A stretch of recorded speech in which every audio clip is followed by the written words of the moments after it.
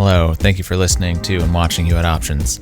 This episode I have Valerie Knox from the very good punk rock band, the Anti-Queens, and also the other very good punk rock band, Black Cat Attack. Yeah, great conversation. We've known each other for a while. Good to catch up. She's a great person, great friend, great punk rocker, great all around. Go check out the Anti-Queens. They are working on a new album. Go find them on Spotify. Check out Black Cat Attack. You know, they're on Spotify. They're everywhere. Follow at the Anti-Queens on Instagram and Twitter. Follow the Black Cat Attack. No spaces or underscores. Follow You Had Options at You Had Options everywhere. Go to thehandsomescoundrels.com/shop. You can buy some You Had Options merch. Follow, like, do all that stuff. I appreciate it. Thank you for watching. Thank you for listening. I love you.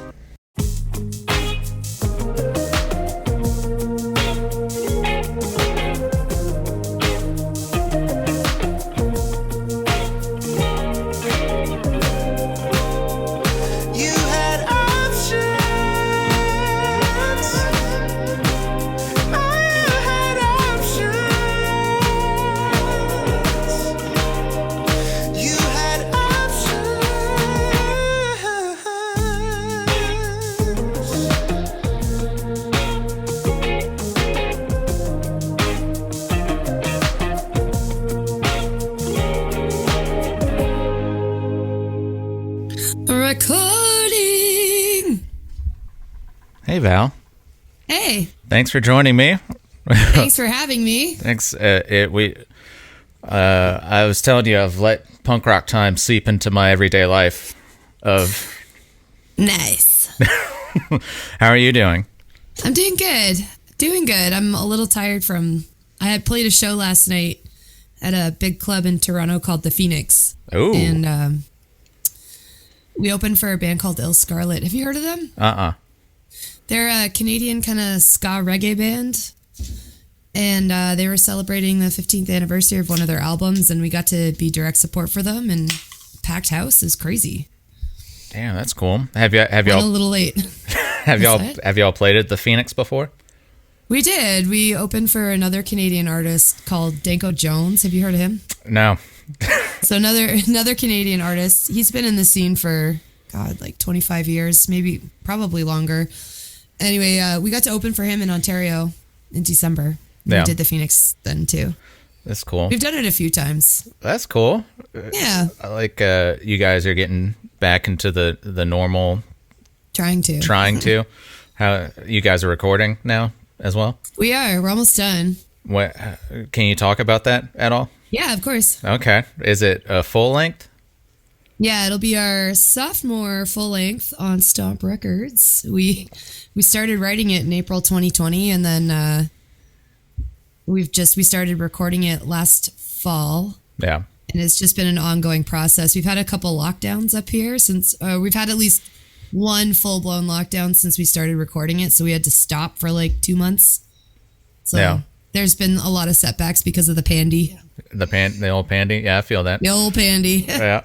Yeah. Well, it's cool to see y'all getting back to like we said, normal-ish, I guess. Normal-ish, yeah. I feel like the U.S. though has been kind of doing the normal-ish thing for a while. Oh yeah. Just hanging loose, letting it fly. Yeah, we in Ontario, we dropped the mask mandates, I think, in March, and it's been okay. I actually ended up getting COVID in May, just at the end of a tour that we did. I wore a mask that whole tour just because, for us, we try to be extra careful at shows with lots of people because, one person gets COVID and the rest of the tour is canceled, or at least the next 5 shows, right? Depending on how sick they get. So. So we just try to be a little extra careful at shows. But otherwise, it's I haven't really needed to wear a mask for a while, and I haven't been comfortable not doing it. And now it's we're in another wave. Ontario just announced. Oh, really? How was your getting COVID experience? How was that? It wasn't terrible. Like, although there's one weird part. So we played Pouzza Fest in Montreal at the end of a short run with Cancer Bats. And that night it was like at the end of the tour. So it's like my night to drink. That's my party night is the last night of tour. Right. So we had some drinks and I decided to go into the mosh pit for Cancer Bats. And I'm like, I tried wearing the mask in the mosh pit and it was hot and gross and I couldn't breathe. And it's just like, I don't need this. And I threw it, I just got rid of it. Yeah. I'm like, and I got COVID the next day. Cool. Yeah. It started with just like a really gross phlegmy cough that lasted the duration of the whole the experience. It was like a week and a half. I was sick, got a really bad fever for 2 nights and it would like come and go. And then I'd have these weird periods of like, I get all the energy and feel totally fine, except for like I'm a little stuffed up and congested. So I'm stuck in my basement and I'm like, get this weird burst of energy and I can't go anywhere or do anything. So I like start cleaning my room and I'm like vacuuming and like doing my laundry. And then a fever would hit again and I'd just be in bed for another 12 hours. And there was one night where areas of my face started tingling and going numb, which apparently is not a normal side effect for COVID.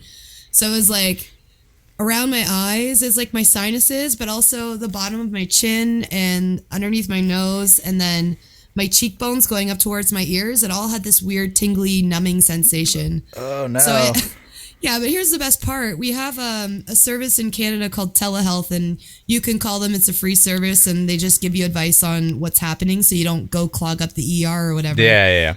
And I told them what was going on. They're like, we don't know what that is. You should go to the ER. I'm like, great. Don't want to go. Yeah. Because like otherwise I was fine, but because it like attacks your nervous system or it can attack your nervous system, I thought probably best to go. So I went to the ER. I waited 9 hours, didn't get seen, and walked out at 6:30 in the morning. Went home, fell asleep for 4 hours, and I woke up and the tingling sensation was gone. So, it was fucked up. It was really fucked up. But, I mean, it didn't come back either. So that's good. You didn't lose vision or anything weird happened? No, just I tingly didn't face? lose any. No. I had all my motor skills and all my motor functions, and I could still like feel my face, but it was like a little numb, and it was really, really weird sensation. But that was my COVID experience. It was weird, and I had to call in sick on my first day of my new job, so that was awesome too.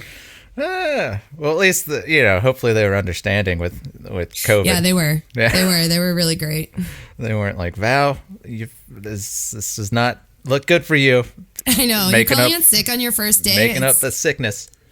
This is a post-pandemic world now. Sickness actually, like, we take it seriously now, which is kind of nice. Yeah, that's true. Yeah. I had COVID in January. This past January, and it was pretty bad. Yeah. But it was just like for me, it was like a severe flu, I guess. Yeah. Mine would go between like a severe, not even a severe flu, just like a normal flu and a cold. Yeah. It was really manageable for me. So. Yeah. But I think I had similar things where I was just stuck in my apartment and I would just get like manic spells of like, well, I gotta vacuum like the you're just so bored and nothing to do. Yeah. Oh man. Were you writing songs or doing anything during your COVID? No. The songs are already written. Yeah. I just watched. I was watching Marvel movies because I'm fully obsessed with them, and I've been rewatching The Simpsons. Nice. So. Yeah, just Simpsons. Just keep it going. Yeah. Oh, man. Have you watched The Boys? No, you know what? My boyfriend showed me a clip from a recent episode because I never really... I don't watch a lot of TV. If I've got time to kill, I'll watch stuff that I know I already like. Like I do The Simpsons. I just put that on and like I'll play on my phone or whatever. But I'm like always on the go, so I don't really commit to TV a whole lot. But my boyfriend showed me a clip from The Boys. There's some wild stuff, So it's a scene where there's two men and they're being intimate, and I guess one's superpower is to shrink, and you know which scene I'm talking about, right? Oh yeah. So I didn't know what was coming, no pun intended. I didn't know what was about to happen, and this, I don't know. Can we talk about, like, is it a spoiler thing? No, that's like the first episode of this last season. Yeah. So he showed me this clip, and long story short, he ends up murdering the other man from the inside, and I wasn't expecting that. It caught me off guard, and it just turned me off, and I'm like, this is fucking gross. I can't do this. Yeah. Here I'm like, oh, this is such a wholesome, like, superheroes being intimate. Weird. I've never even thought about that as a concept, and then it grossed me out. Yeah, there's some pretty gross. I would think that's like the grossest thing in the show. But I'm all about the Disney superheroes, the Marvel. Yeah, no, I get that. Have you? So you guys have a European tour coming up, right? Yeah, we leave a week on Tuesday. We're going to Germany for 10 days. Nice. Yeah, it'll be nice to get back. We were able to get on a Euro tour opening for a band called The Creep Show. In 2019, right after we put that last record out, and we haven't been able to go back because of COVID. Right. So we're glad to finally be getting back there. We've been wanting to go for a long time. So is it just you guys going over there? Or are you with? Yeah, that's cool. We're going on our own, and we've got a few festivals that we're going to be playing. Looks like there's some rad bands on there, and then I think we're doing a few like headlining club shows as well. Yeah, that's cool. That's like once you're like flying to go play shows, that's like, all right, we're like a real band. That's what my feeling was whenever like we flew somewhere. I was just like, all right. You just feel like really important. You're like, I'm flying to my show. Right. And if you have like your guitar and you don't have it checked in, people are like looking at you like, oh man, they must be a real big deal walking around the airport. We have never had problems checking our guitars before. We've flown a few times over the last couple of years, and because we did a West Coast Canada tour back in the fall, and we flew out there for that, and then we had to, we flew out for that. Didn't have any problems then, didn't have any problems flying to Europe, and this time our airports are fucked up, so there's been a lot of lost baggage. I've been talking to some friends that have just been doing overseas tours, and every single one of them have had their guitars lost. Hey. So we're a little nervous, to the point where Emily just went and bought like a little Fender Squier. I think she got a Jazz Master, just like a cheap guitar. And then I'm going to bring my backup, my SG, which I don't want to lose that either, but I'm not going to bring my main guitar because it's so precious to me. Yeah. And then we're gonna get some like air tags to put in the cases, and we're just gonna pray to Satan that they get to the same location as us. Yeah. Oh, damn. Although I heard you can like bring your guitar right to the gate and check it there, and you're it's like less likely to get lost that way. That's interesting. Fingers crossed. I'll be praying to Satan for y'all. Thank you. Oh man. Yeah, crazy times. I think all airports are fucked up now. Yeah, it's like because of COVID, there's still rules about getting sick, so you can't go to work. So they're short-staffed everywhere. Yeah. Because people are still getting sick, and it might not even be like debilitating sickness, but you still have to stay home. Right. So it's like causing all kinds of delays. It's like huge lineups in Toronto Pearson. It's like 4 hours for international flights. You have to be ahead, and even then there's no guarantee you're going to make it. And they're canceling 150 flights a day for Air Canada until like August. Jesus. So yeah. So are y'all flying from Toronto to where y'all flying into? We're flying into Munich, and we're hoping it'll be fine. We're just going to stay positive and just go about it as if, there's no issues. We're going to go 5 hours before our flight, just to be sure. Jeez Louise. Because, it's like going and touring Europe isn't exactly cheap. It's not something that you just do on a whim. It's, So it's like we got to make sure that we do everything we can on our end to make sure that it happens. It's wild. Yeah. Are you guys playing new cities that you didn't play on your 2019 run? Yeah, there's a couple that I don't believe we went to last time, and there's a couple that we did. There's a few clubs that we played last time that we're gonna play again this time. So I'm really excited to go back to those ones. And there's our last show of that tour. It was supposed to be a big festival with Bad Religion, Lagwagon, and the Adolescents, and it was us too, and we were on the poster with these bands, and it was the whole reason we booked this tour. Then one after another, all the headliners dropped off. So the whole show ended up getting canceled. And our amazing agent at MSK managed to get us in at a wicked club in Berlin called Wild at Heart.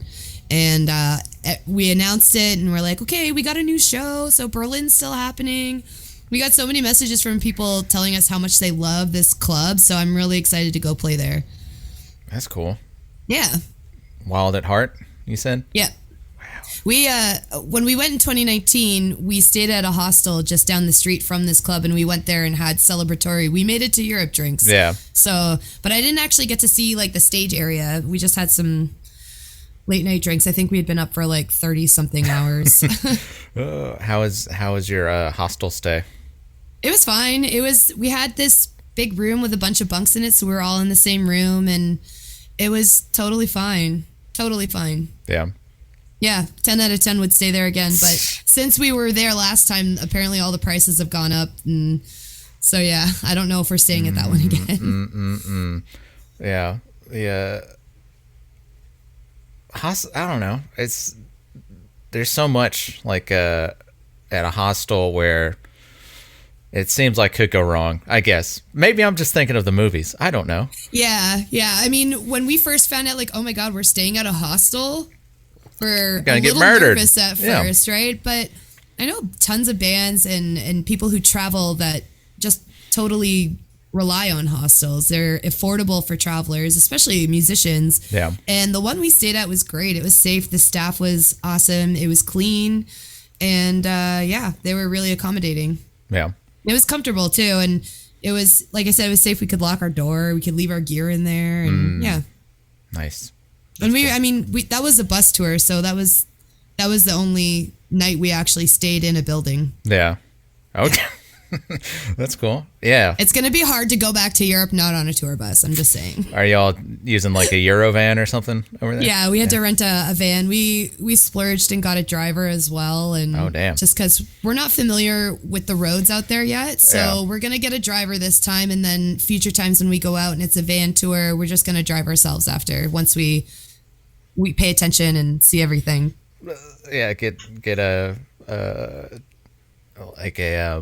feel for the road. Yeah, exactly. Yeah, I mean, all the bands we talked to, they said you don't need a driver, but I mean, we have some long drives and we don't know the area and it's uncharted territory, and so a driver who speaks multiple languages as well. Yeah, you don't want to. Yeah, if you were driving yourself, or I would be scared to see some German word like on the road that I don't know what it means, and it means like wrong way or something, and I'm Yeah, exactly. And going the wrong way on the Autobahn, Yeah, and the last time we were there, I wasn't paying attention to the roads or the signs.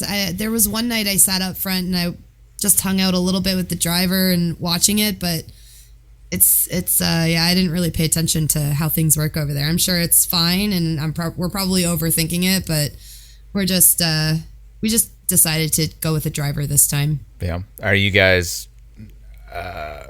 This might not be interesting to people who don't tour, but it's interesting to me of like the logistics and stuff, and people don't understand, like, you have to think about like backline and gear. Yeah. Like, are y'all renting a backline? Yeah. So we had to rent full backline except for drums, because our drummer Zoe is sponsored by Mapex. She's a nice Mapex Canada artist. So I got in touch with the Mapex Canada rep, who's actually from this area where I live, and I've known him a long time. So I just asked him to put me in touch with the German rep, which he did, and they hooked us up with a free Mapex kit for the tour. Damn, that's cool. We had to rent everything else. Yeah. I'm working on that Mesa Boogie endorsement. Hell yeah. One day. Yeah. If I had bought like my bass rig is Mesa Boogie, and I don't know. Yeah, I just thought I can just send them cool pictures and cool videos, and they'd be like, "Yeah, hell yeah, brother." But I don't know. I don't know what and they care about like numbers and like social media numbers and stuff, and there's a lot of things that have to be worthy, I guess, for lack of a better term, and I'm not there yet, so I'm just gonna keep working. I'll just keep bugging them. I'll we're trying to go for endorsements now. We're feeling confident that we can get some of them, and Anti-Queens actually recently just got endorsed by Trainer Amps. Oh shit, nice. Yeah, so a good Canadian company, and it's they've been great. I like Trainer has a lot of like weird bass cabs that I like. Nice. Yeah. We've been using the YBA 100. You'll remember my other band, Black Cat Attack. Oh, yeah. Brian Dickface uses a YBA 200, and I love both of them. And both of them work for the respective bands. So, yeah, we really like the Trainer heads. Yeah, and it's cool to be, I can't think of another Canadian amp company. I'm sure I'm sure there's a lot. Don't get me wrong, but I can't think of any other I'm sure ones. there are too, but yeah, same as you. I mean, Trainer does, I'm pretty sure, makes guitar amps as well. Yeah. But I feel like they're known for their bass amps and their bass heads. Yeah. Have you ever been interested in like making your own type of amp, or because I've seen a lot of my friends getting into like amp making. Maybe that was a COVID induced hobby. But there's all kinds of like boutique companies now that are making amps and heads. It's crazy. Mm-hmm. But no, I'm not. I'm Mesa for life. Yeah, that's me too. Before I started playing the dual rectifier, I was playing a Mesa F50. Yeah. And I've loved both of them, and I still have the first one. It's kind of broken right now. Yeah. But I love my dual rec so much, I'll never give it up. Never, ever, ever. Yeah. It's sweet. It's a sweet amp. Yep. 100%. The new album coming out is what were you listening to writing it, I guess? What were some inspirational type people? It's not so much what we were listening to. This album's very much how we're feeling. Yeah. I mean, you got your standard punk rock influences on this album, and your rock and roll and your alternative influences, but this album has totally come from attitude and emotion. So when I write parts, I'm generally not really paying attention to what I'm listening to, but just what I like to play. Yeah. And which is, for me, as I'm sure you know, is just punk rock. I like my punk rock. I like my fast, heavy riffs. Oh, yeah. And then, but I mean, what I'm listening to, I mean, I don't ever stop listening to the Misfits or Turbo Negro or there's another Canadian band called the Dirty Nil that I really, really love. And yeah, they've got great guitar work that I obsess over. Yeah. And so, I mean, those are definitely bands that, if any, I would draw influence from. Yeah, I just, the episode that's coming out tomorrow at the time of this recording, I talked with Luke awesome. From the Dirty Nil. Yeah. Cool. He's a cool guy. And yeah, like you were saying, his riffs are so fucking... Yeah. And they're not like... They're so different, I guess. Like, yeah. They definitely stand out. They've got a crazy originality to them. Yeah. And also, I love his singing, too, because... I don't know, for lack of a better term, he likes to croon. He likes to, hold the long notes, and you can tell that he likes to sing, and it's very similar to how I would approach vocals too. You just kind of over the top and lots of fun and kind of dramatic, and like really, really great singing. Yeah. Great singing and great guitar playing, like great songwriting. Yeah, and he's kind of like wordsmithy too. I don't know if that's too heavy of a thing to say. No, totally. On him, but amazing lyricist, totally. It can go from like the front half of the lyric is like super silly to like flips over to the serious part. I don't know. Yeah, I get what you're saying. I totally agree. I don't actually know who writes the lyrics. I'm assuming it would be Luke, but if it's a collective, I mean, damn, great songwriters. Yeah. Y'all, whenever they did their fuck art, like, y'all did one of their shows for their live stream world tour thing. Yeah, we did. We got to do one of the dates, and it was so much fun. It was so cool to be a part of it because I'm a fan, and so that was just really special. Like, Emily's a fan too, and we've liked that band for a really long time, and it was really cool to be a part of that. Yeah, I wish we could have done the whole thing. Yeah. Well, so I didn't really. Were they playing just from? They were live streaming from the same place, or what? How was that working? I think so. I think the way they did it is they would live stream from their spot, and they would promote it through venues in the U.S. Right? Then they would promote it. I'm not really sure. They were promoting it through the venues at specific cities. So like the Milwaukee date, you know? Yeah. Yeah. And then we pre-recorded ours. We couldn't do it live. We had to pre-record ours. Yeah. How was that experience like? Was it just like one take through, or? We did a couple live streams over the Pandy. I'm just gonna not stop calling it that now. It's fun. I love that word for it. Yeah. We did a few live streams. We did one for our label Stomp Records 25th anniversary. We did one of those in the fall of, I think it was 2020. Yeah. And then we did that live in the studio, actually, where we recorded most of this album, and with our producer. So it turned out great. And then we recorded one for the Fest in 2020 as well. And we did a Halloween theme. So we all dressed up, but we all pre-recorded that from home. So we would get our drummer to send the tracks, and then I would film and record my parts.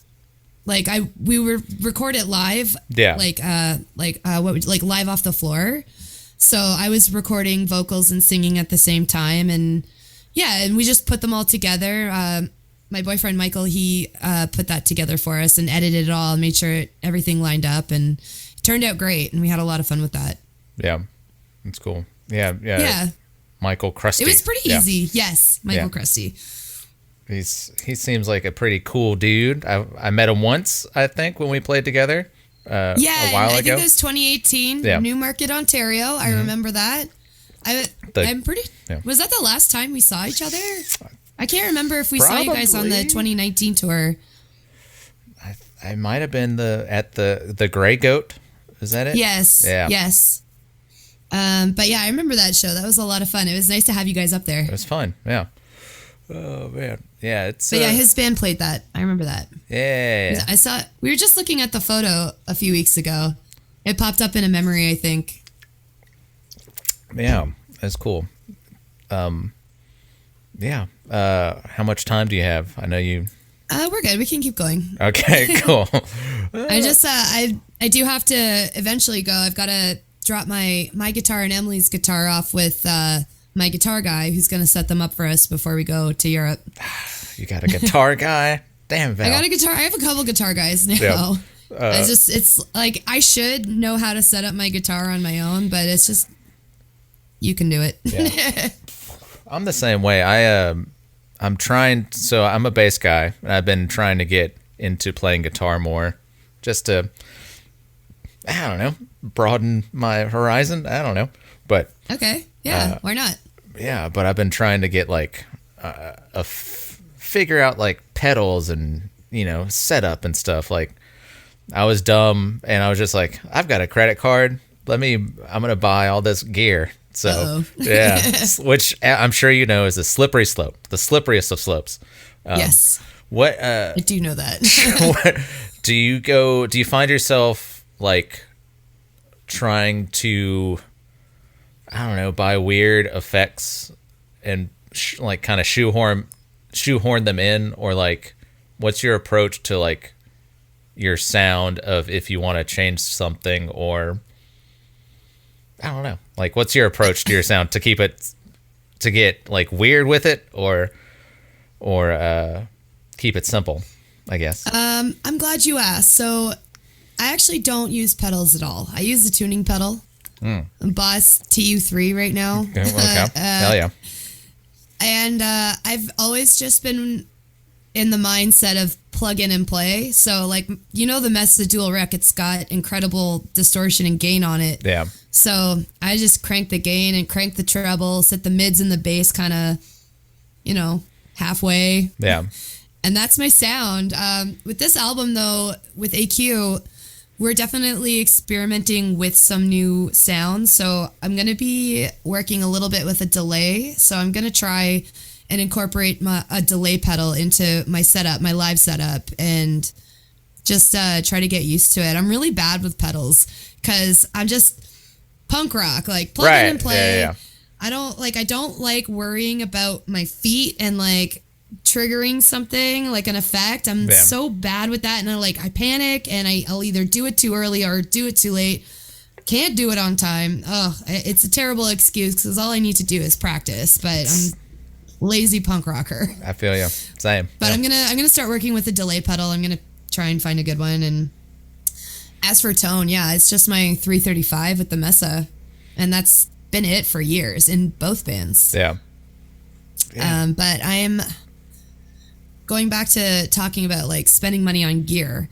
I recently started working for a company in Canada called Long and McQuaid, and it is basically the equivalent to Steve's Music in the United States. Okay. All right. It's a big chain, musical instruments. They do rentals and they do sales and they do lessons. Yeah.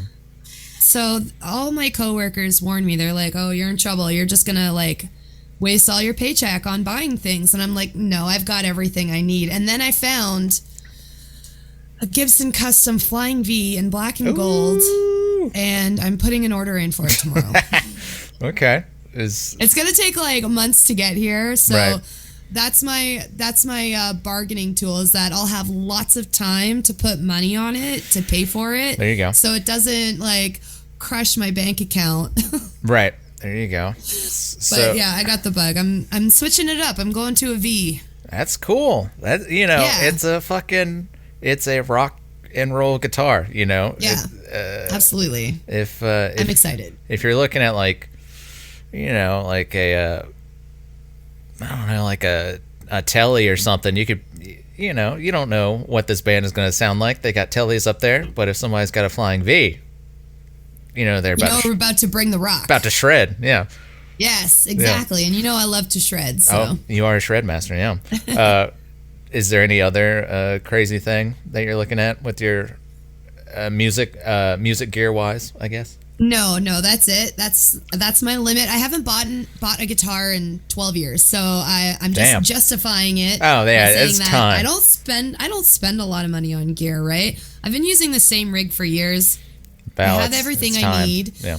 And I bought the SG in 2011, so it's like I'm due to treat myself, Yes. And by the time it gets here, I will have been playing the 335 for 15 years. I'm going to give that a break for a while so, she doesn't get more damaged, because I love that guitar with all my heart. So I'm going to give her a little rest and, still play it at practice and maybe some local shows, but I'm going to have a new touring guitar for sure. I'm really excited. That's pretty cool. Flying V is cool. I'm so excited. Are you going to mod it at all? I was thinking about putting some Dirty Fingers pickups in it, but everyone's told me that they're called custom buckers, Gibson custom buckers, and apparently they're really good too. But I got to record with Dave Brown Sound's producing the AQ album alongside our producer from the last one, Steve Risen. So we're working together. But the cool thing about working with Dave is that he comes with great guitars. So he has this amazing Explorer that has the Dirty Finger pickups in it, and I've recorded most of my solos with that one. And I love the tone on it. I love how it sounds. So yeah, I'm thinking Dirty Fingers in the V, but I'm gonna see how it sounds first, because I've already spending a lot of money on the guitar, and should come ready to play and sound amazing. Right. Yeah. That's like trying to think like yeah, that's always in my brain, buying like an expensive guitar. I'm like, well, surely I have to do something to it, you know? Yeah. I mean, I've looked it up and I've talked to some people. I've gotten some like guitar aficionados advice. Yeah. And all of them say that the pickups that are coming with it are really good. So we'll see how it sounds. I'm going to plug it in, see how it sounds, and then go from there, I think. Yeah. Yeah. That's cool. Are you getting like a road case for it or anything? Oh, yeah. It's going to need one. Yeah. But, I mean, you know what's funny? It's the Flying V case looks so dumb. What? It's like, it looks like a trombone case. Ooh, it's like the shape of the V. Okay. So I want to get like a normal like flat case just so makes easy like tighter packing, you know, it's not an awkward shape. Yeah, I can see it now where they have like the Flying V end of it. It's not like cut out to where it looks like a V. It's like a triangle. Yeah, it's a triangle with a stick coming out. Yeah. Yeah, it looks really dumb. So I'm not a fan of that. It's totally like an aesthetic thing, but also just to justify that, it's like for packing the van purposes. Of course. Keep it flat, you know, keep things simple, stackable, you know. Mm-hmm. How has your van setup changed at all? The van setup? Yeah. No, Vanzig is still actually the Vanzig died during the pandemic because we weren't using it, so it just sat on my driveway for 2 years, and then we went to go start it up one day. Didn't start. She didn't start. No. Oh no. So we had to put some repairs into it, but it's back up and running, and took us around Ontario, took us to Quebec and back. So yeah. Hell yeah. So far so good. Because it's, you know, having a van is also like another, like, oh shit, this band's got their shit together to like outsiders or whatever. Yeah. And then if you don't have like a trailer, then you gotta play Jenga, reverse Jenga into. Oh, I'm a Tetris master. Yeah. I'm known for it among my friends. I have a lot of fun packing the van because I guess it's maybe an OCD thing, but it's got to fit right, and there's got to be an order to it. Right. And it's got to be tight, and it's got to make sense. I have a lot of fun packing the van. I know not a lot of people probably say that, but I love packing the van. Will you like ratchet strap down stuff? Sorry, what? Like use like a strap or something to like keep everything condensed? No, actually, we just tuck it in, you know, make sure it all kind of holds each other up. It's an art form, really. It is. It's true. It's the feng shui of the back of a van. It is, and you have to do it too. So, like, if you do have to slam on the brakes, nothing comes forward and kills your band members in the back seat. So that's true. Yeah. Man, there's definitely a way to do it. Yeah. You know what I love about packing the van is that once you do it the first couple times, everybody just knows where everything goes, and you just do it the same way every night. Packing takes like 5 minutes. Yeah. Once you get to that, it's just so easy. It's golden.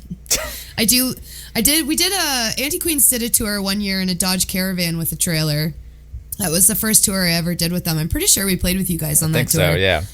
And I liked having a trailer. I liked having the extra space in that van because I had a bench to myself, and I wasn't driving a lot. Our drummer at the time, Curtis, he was driving most of the time. Yeah. So I just nap in the back that whole tour. It was great. Yeah. I felt spoiled. I had cup holders. I had my own bench. I had windows. Because the van that we have now only has a window on the door side. It doesn't have one on the other side, so makes for boring drives.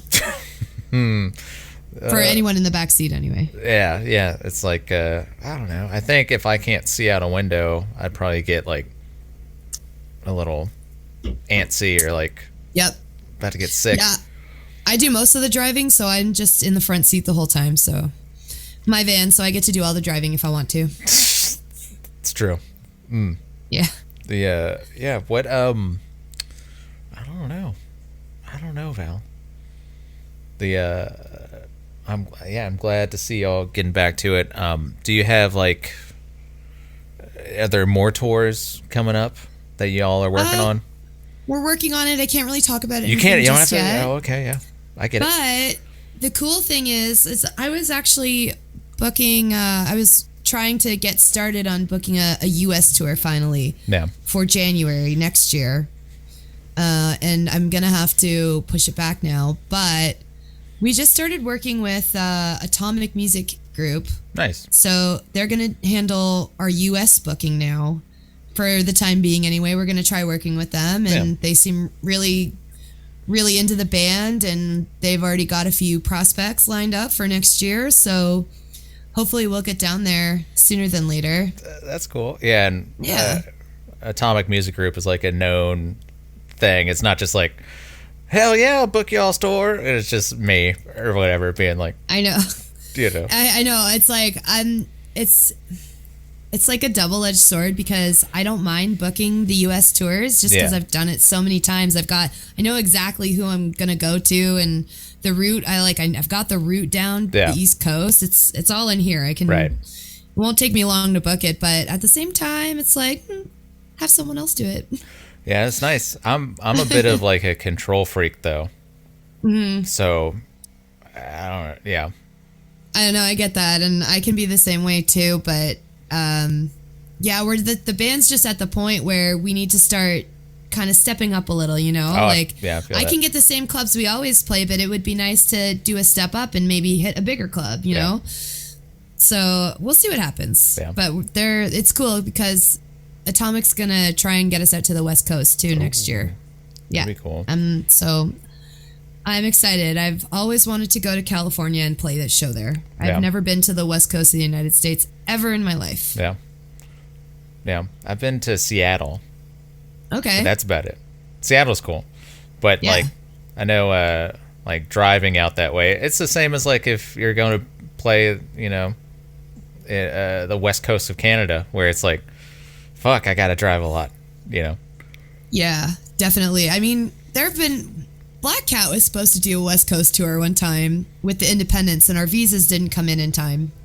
So we had to miss that entire tour. Yeah. It was a 6-week West Coast tour, and I think we were going to go down the East Coast, go across the South, come back up the West, and then I can't remember. I think that was the route. But we had to miss out on that one. Yeah, that's a bummer. It's some bullshit with the visas and government, you know.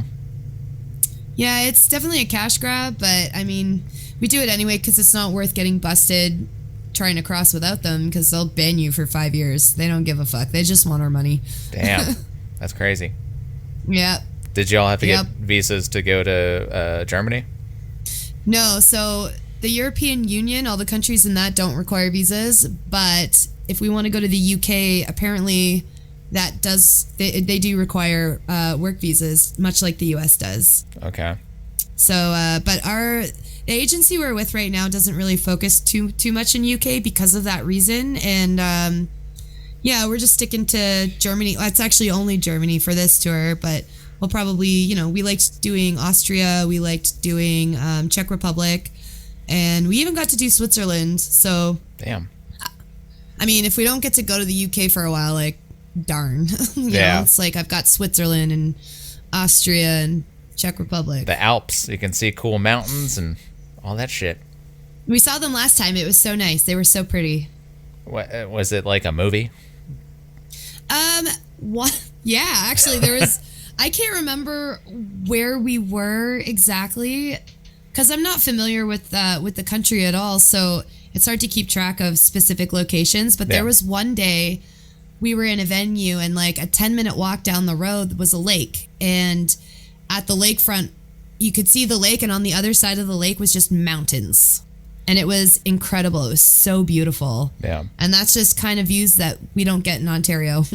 Right. It was pretty amazing. And there was also one day we were driving along a highway that was like the very edge of the mountains there. So I got to see like where they end. That was kind of neat too, because they just stop abruptly. Damn. Yeah. It's like a video game or something. Yeah. Yeah, it was really like, man, Europe was beautiful. Yeah. Yeah, it's crazy going from touring around the U.S. or just up in Canada, where it's like the oldest building we have is from whatever 1700 thing, and you go over to Europe and it's like They've got some are 700 years old. Yeah, it's so cool. Yeah, the architecture is incredible. We were lucky enough to play Vienna, Austria last time, and I made it a point that I wanted to be awake when we were arriving in Vienna because I had actually been there once before with my mother, and the architecture in Vienna alone was so stunning. Yeah, it's just, you look like there's going to be a palace around every corner. In some cases, there is. So I love the architecture in Europe. It's something we don't get over here at all. Yeah, it's true. Sorry, just there. Sorry, my camera will turn off if I don't keep adjusting it every. Okay. Yeah, I was gonna say y'all's setup is for doing video chats is pretty upscale. This is my boyfriend Michael's setup. Okay.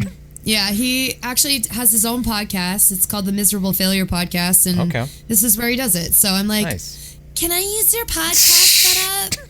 I gotta do a podcast. It looks great. Yeah, because I'll run the gamut of people who it's either this or they're on their cell phone, which is fine. It works. Yeah. So as long as you use headphones. That's the right. Headphones and your cell phone, it usually turns out okay. Yeah. But I mean, if we have this, I'm gonna try and use it every time. It looks cool. Oh man. Well, geez. Yeah, we've gone for like 45 minutes. Right on. Cool. Yeah, I don't want to keep you any longer than I know you got to unpack and. I got to unpack so I can clean all my clothes and pack again. There you go.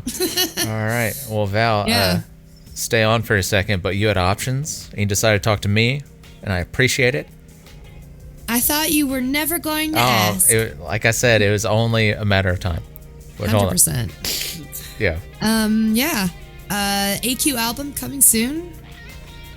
We don't have a set release date. We are really trying to get it done for fall 2022, but it might be early 2023. That's cool. But setback after setback, but it's almost done. Almost done. Hell yeah. It's only taken 2.5 years. That's right. Oh shit.